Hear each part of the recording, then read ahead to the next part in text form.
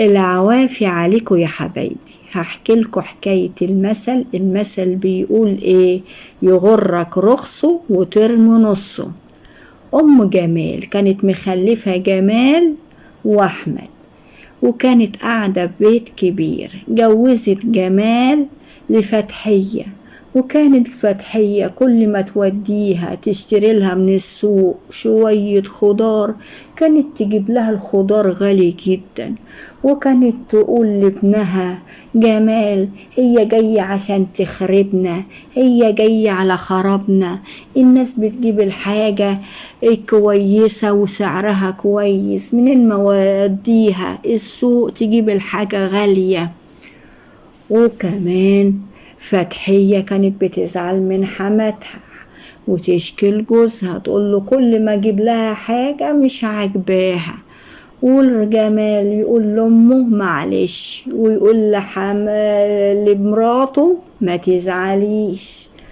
لغاية أم جمال جوزت أحمد بنت أخوها، وقالت عليها دي شاطرة ولهلوبة، وجيت دور عليها ووديتها السوق عشان تشتري. وراحت فعلا اشترت الخضار، وقالت لها انا جبتهولك بنص سعر الخضار اللي بتجيبهولك فتحية. وحماتها بتفتح شنطة الخضار، لقيت الخضار نصه بايظ. وبعدين قالت لها ايه ده اللي انتي جايباه؟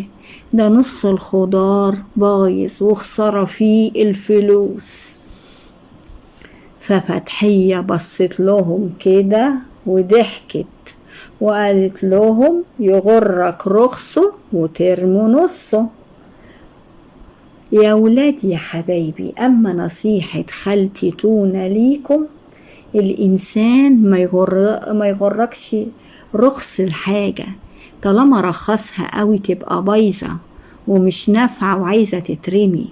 بس يا خالتي تونا الحياة غالية وعايزين نشتري حاجة رخيصة.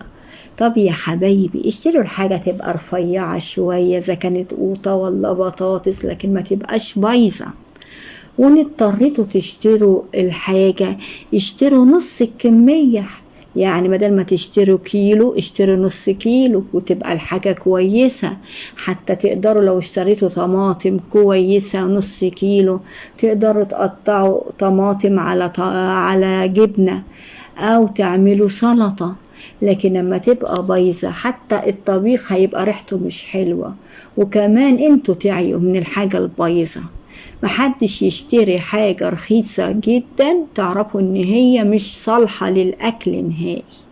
وكمان يا حبايبي اما تيجوا تشتروا الأدوات الكهربية او الموبايلات، لازم يا حبيبي وحبيبتي تشتروا الحاجة اللي تعيش، ما يغركوش الرخص بتاعها وان سعرها قليل وما تقعدش معاكوا شهرين وتلاتة، ما تجيبش تمن حقها اللي انتوا دفعتوه فيها.